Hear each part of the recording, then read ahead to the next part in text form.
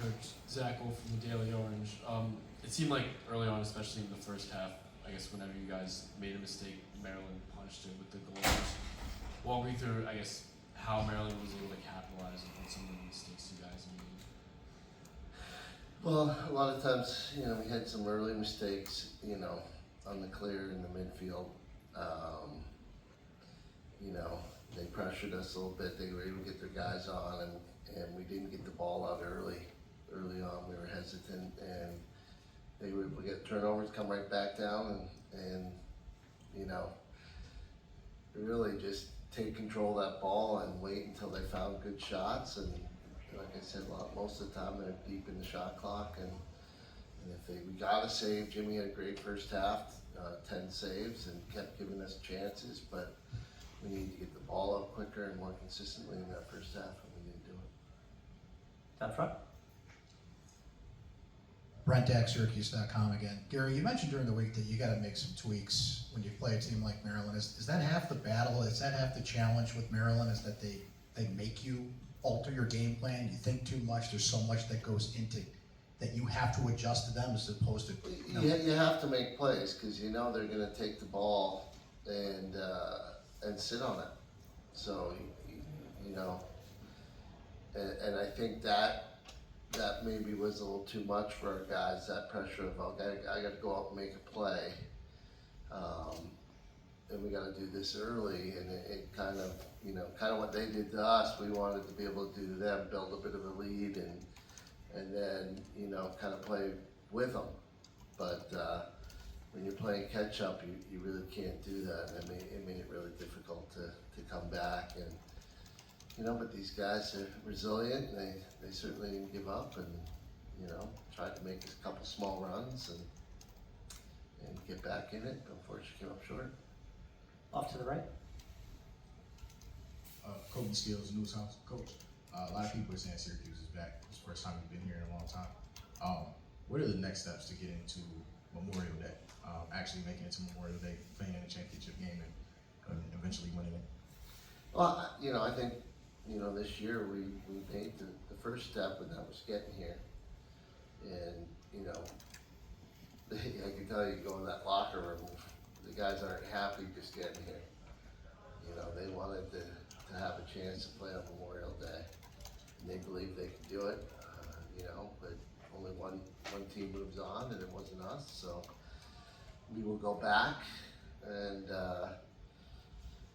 try and get some more depth in certain positions, and start over again for next year. Right in the middle, the red. Hey Coach, Noah Rogalski, Tuxedo Times. With that revitalization that was just talked about, it seems that the fan base has really been re-energized. I mean, it was a sea of orange out there today. What do you want them to take away from today and from this postseason? That we're building our way back to where we need to be, and hopefully they've seen the progress, and they're buying into that this staff is getting the job done. Stick with us for at least another year and give us a chance, and but they're the best fans in Lacrosse. It's nice to have them back here, helping fill the seats. But they also put a lot of pressure on these guys because they only expect championships. So, it's tough to put on that orange jersey and not play on Memorial Day. And we were not there this year, but we'll be back. Into black. Down to 0 goals today. Just what do you think went wrong in trying to, activate him today, and what more do you think could have been done to potentially scheme him open throughout the game? We play our offense, and some days are tougher than others, and that's the number one defense in the country. Certainly in my opinion it is. And it wasn't just Joey that struggled. It was it was the offense in general. Till we made a couple runs in the second half, we were having a tough time. We also lacked possessions. You know, we weren't getting the possessions to get the offense going.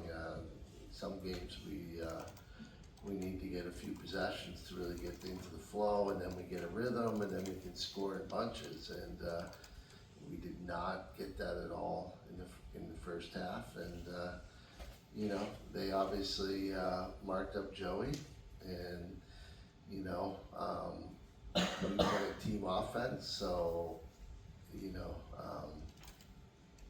he had some opportunities, he had some looks, he just wasn't able to get, but that goes for everybody, so certainly not just him.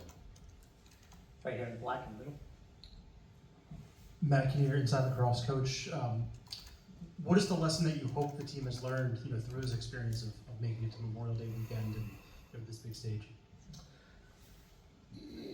They definitely learned what it takes to get here, and you know, I thought the discipline throughout the year that they showed was awesome, and the growth of this team.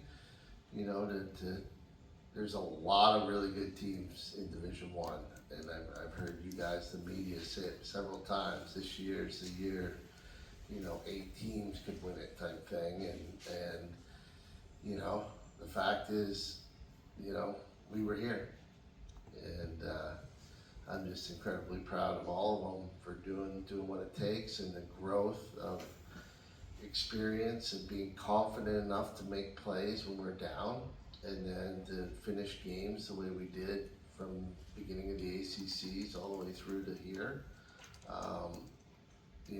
That's something we can build on and build some confidence from, and hopefully we start a notch up and go at it again next year. In the middle up top, just a couple more. Hey Coach, Jay Marino, WAER. What's your parting words with some of your seniors that are obviously graduating class, Sam English, Owen Hiltz? What's your message to them, what they've meant to the program? Oh, they've been incredible. When I took over, they were here. There's been a lot of, there's been some turnover, brought in some new guys, with the mission of building Syracuse lacrosse back and get back to championship weekend. That was the goal when I took over, and obviously from there it's to win a national championship again. And those seniors worked so hard over the last 3-4 years. They bought into everything we asked them to do, and their leadership was tremendous. And the culture of the program and this team is second to none, on and off the field, and I'm just very proud of what they've been able to do as leaders of this team.